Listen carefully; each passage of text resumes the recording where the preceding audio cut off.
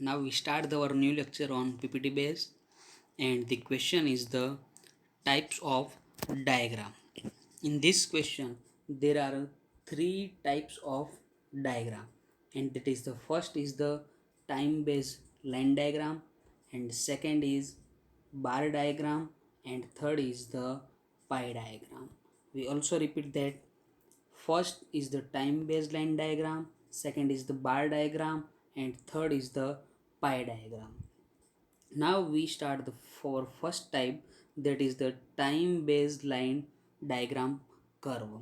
In this diagram picture we show the shape or slope of relation between two variable. Example हमने यहाँ पे लिया है कि डिमांड कर्व और सप्लाई कर्व. तो हमें पता है कि जो डिमांड कर्व की अगर हम बात करें, जो स्लोप या तो कर्व में ही होता है downward and inward slope, that is the supply curve. And जो यहाँ पे दो एक्सिस की हम बात कर रहे हैं कि दो एक्सिस में जो X axis and second is the Y axis. तो जो एक्स एक्सिस है वो independent variable and Y axis है जो डिपेंडेंट वेरिएबल. और हमें पता है कि डायग्राम के अंदर कौन सा वाई एक्सिस है और कौन सा एक्स. तो Y axis and X axis, जो एक्स एक्सिस है वो इंडिपेंडेंट है एंड जो वाई एक्सिस है वो डिपेंडेंट है, वो तो हमें यहाँ पे पता है. और जो वाई एक्सिस के ऊपर जो भी डेटा होगा वो एक्स के ऊपर क्या होगा, डिपेंड रहेगा. एंड देन इकोनॉमिक्स के अंदर की हम बात करें तो ज़्यादातर जितने भी डेटा है कि उनके अंदर का जो time based self explanatory trend है या तो जो सेल्फ एक्सप्लेनेटरी डेटा, तो उन डेटा की हम अगर बात करें तो ज़्यादातर वो लाइन डायग्राम के अंदर रिप्रेजेंट हो रहा है. और एक बात यहाँ पर है कि एग्जांपल हमारे सामने है कि साइज ऑफ द पॉपुलेशन, और दूसरा अगर हम एग्जांपल लें तो रेट ऑफ इन्फ्लेशन. तो अगर हमें पता है कि जो भी यहाँ पे वाई एक्सिस हैं और यहाँ पे एक्स एक्सिस, यहाँ पे हम टाइम पीरियड लिखते हैं अलग अलग, और यहाँ पे समझो कि जो भी इन्फ्लेशन का रेट है वो हम यहाँ पे पुट कर रहे हैं. तो जो भी अगर सेल्फ एक्सप्लेनेटरी ट्रेंड्स का कोई भी वेरिएबल डेटा होगा तो ज़्यादातर इकोनॉमिक्स के अंदर हम लाइन डायग्राम यूज करते हैं. एंड अगर for this type of the question we also take the same example of our textbook and look this example. यहाँ पे हमें परसेंटेज में ग्रोथ रेट दिया है इंडियाज़ पॉपुलेशन का सिंस 1951-61, एंड लास्ट में जो हमारा सेंसस रिपोर्ट था 2011 का वो डेटा यहाँ पे दिया हुआ है. तो अगर decadal growth rate of the population in percentage की हम बात करें और उसके सामने जो यहाँ पे एक डायग्राम ड्रॉ किया है that is the time based line diagram, उसमें अगर हम बात करें 1950-61 में जो 21.64 दैट इज़ ईयर 24.80, तो 1950-51-61 से 61-71 में इनवर्ड स्लोप में है, एंड 1961-71 से डाउनवर्ड स्लोप में जा रहा है. तो हमें यहाँ पे पता चल जाता है कि सिर्फ हम डिफरेंस आगे के साल के साथ कंपेयर करेंगे तो भी यहाँ पे हम अंडरस्टैंड कर पा सकते हैं कि 1961-71 से यहाँ पे डाउनवर्ड है, यानी जो भी ग्रोथ रेट है, growth rate of the population in percentage है वो डिक्रीज़ हो रहा है, एंड उसके पहले सिर्फ एक बार ही वो इंक्रीज़ हुआ था. तो यहाँ पे हमारा ये फर्स्ट क्वेश्चन कंप्लीट हो रहा है, sorry first type of the diagram complete हो रहा है. हम फिर से रिवीजन यहाँ पे रिपीट करेंगे. Types of diagram, time based line diagram that is curve, picture which shows the shape और slope of relationship between two variable. Example हमारे पास है demand curve and supply curve, independent variable on X axis and dependent variable on Y axis. Economics often uses line diagram representing time-based self-explanatory trend of variable. Example यहाँ पे मैंने एक लिखी दिया है कि size of population, and second example में अंदर you can write the rate of inflation. Inflation क्या होता है वो सब हम 12th में इकोनॉमिक्स में आने वाला है चैप्टर नंबर 4th या तो 5 है। और यहाँ पे हमने जो बुक्स में एग्जाम्पल था वो सेम एग्जाम्पल यहाँ पे हमने अंडरस्टैंड किया हुआ है। और अब सेकेंड टाइप्स की बात करें तो बार डायग्राम। तो मैंने आपको पहले भी बताया था कि जो फर्स्ट टाइम था वो time base line diagram, second यहाँ पे बार डायग्राम, एंड जो थर्ड है वो पाई डायग्राम। आज हम सिर्फ यहाँ पे फर्स्ट तो हमने पढ़ लिया है टाइम वाला, एंड सेकंड जो बार है वही कंप्लीट करेंगे, एंड जो थर्ड पाई डायग्राम है वो हम नेक्स्ट लेक्चर में कवर कर लेंगे। तो bar diagram means a bar diagram shows the distribution of value of variable components. For example, literacy rate in a country in a various year, or literacy rate among female and male in a particular year. यानी कि यहाँ पे जो दिया है कि literacy rate in country, और यहाँ पे भी दिया है लिटरेसी रेट अमोंग, तो यहाँ पे फीमेल्स एंड मेल दो अलग अलग पार्ट में आगे से डिवाइड हो रहे हैं।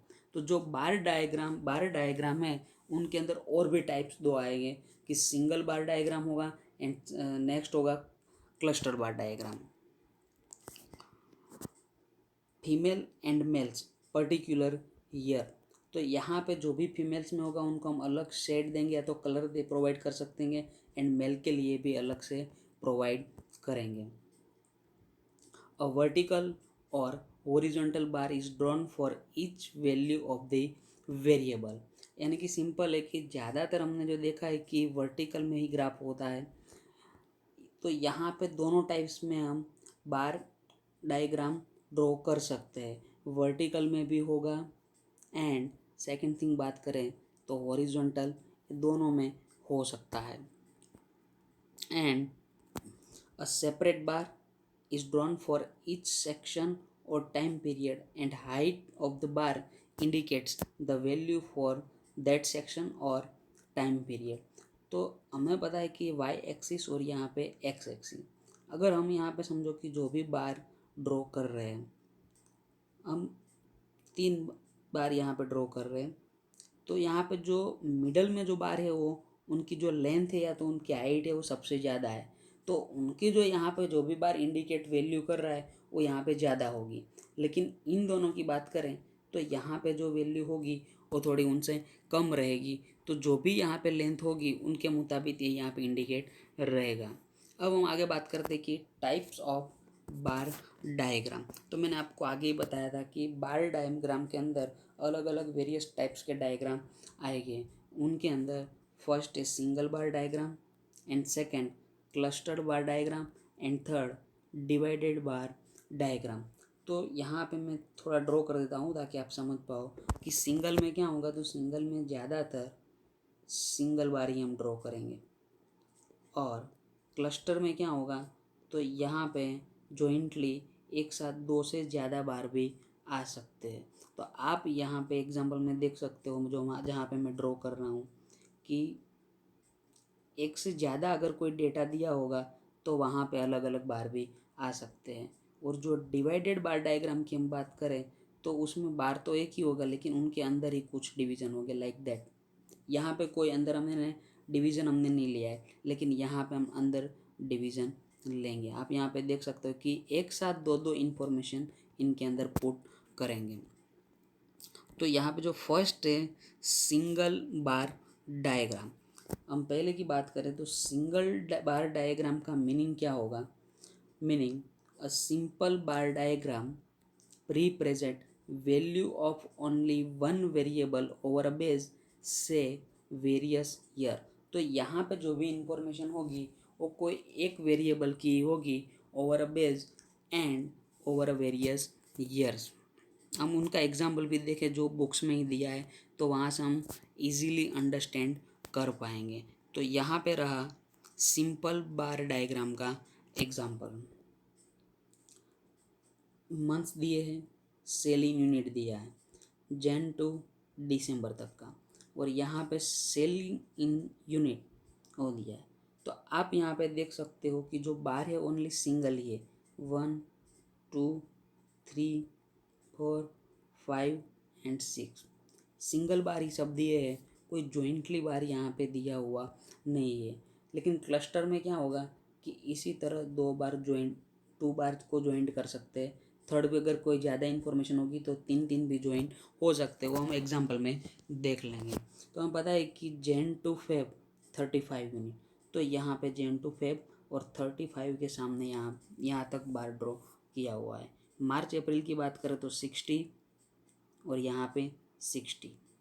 मई जून की बात करें तो 65, 65। जुलाई अगस्त 40, 40। सितंबर अक्टूबर 50, 50। नवंबर दिसंबर 30 एंड 30। और यहाँ पे उन लोगों ने ड्रॉ कर दिया है बार और शेड भी दिया है ब्लैक कलर का। तो यहाँ पे जो भी वो डेटा है वो सिंपल बार डायग्राम में ज़्यादातर हमें कोई कलर या तो शेड की ज़रूरत नहीं पड़ती है।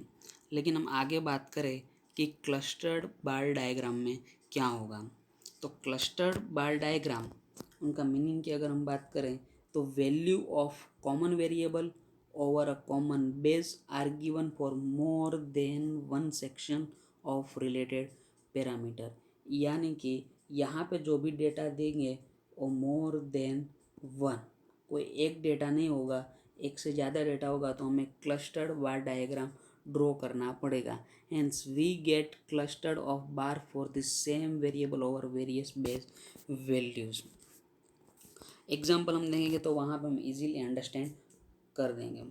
To create proper visual effects and help comparison each bar colored differentially and value which it represent are indicate on it। तो यहाँ पे भी हमने दिया है कि each bar colored differentially, जितने भी बार हम यहाँ पे ड्रॉ करेंगे उनको अलग अलग कलर या तो शेड देंगे। फिर से मैं यहाँ पे ड्रॉ कर रहा हूँ क्लस्टर बार डायग्राम।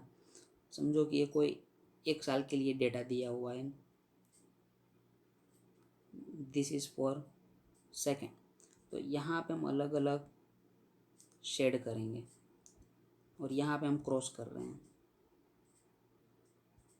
तो दोनों जो भी यहाँ पे बार दिए थे वो डिफरेंट हम कर सकेंगे इजीली। एंड देन इनका एग्जाम्पल की हम बात करें कि क्लस्टर बार डायग्राम है, उनके लिए एग्जाम्पल जो यहाँ पे आपके बुक्स का है वो सेम टू सेम एग्जाम्पल हम ले रहे हैं। एग्जाम्पल है by monthly sale of chocolate boxes of different size in a shop, number of chocolate sold. तो मंथली वाइज डेटा भी दिया है कि Jan to Feb, March April, मई जून, जुलाई अगस्त, सितंबर अक्टूबर एंड नवंबर दिसंबर। और जो स्मॉल साइज़ की जो भी चॉकलेट थी उनका यहाँ पे डेटा है, मीडियम साइज़ जो थी उनका यहाँ पे डेटा है और लार्ज साइज़ है वो यहाँ पे डेटा है। तो फिर से हम यही एग्जांपल की बात करें तो Jan Feb में जो स्मॉल साइज़ है वो 30, तो यहाँ तक 30 तक है। उनके बाद है 15, तो 15 25। बस उसी तरह हमें पता है कि जो भी अमाउंट होगी उस तरह वो लोग बार डायग्राम ड्रॉ कर देंगे। लेकिन यहाँ पे जो बार है वो जनवरी फरवरी के लिए 3 बार अलग, क्योंकि यहाँ पे तीन तीन के लिए इंफॉर्मेशन दी गई हुई है। That is a small size, medium size and large size.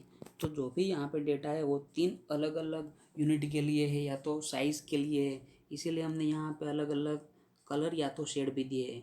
ये ब्लैक दिए है और बाकी की जो क्रॉस लाइन उस तरह दोनों कॉलम में दी हुई है। और यहाँ पे हम इंडिकेट करेंगे कि जो पूरा ब्लैक है वो स्मॉल साइज़ है और इस साइड है वो मीडियम साइज़ है and last one is the large size. तो हम यहाँ पे उनको अंडरस्टैंडिंग कर सकेंगे। And thank you for watching this video.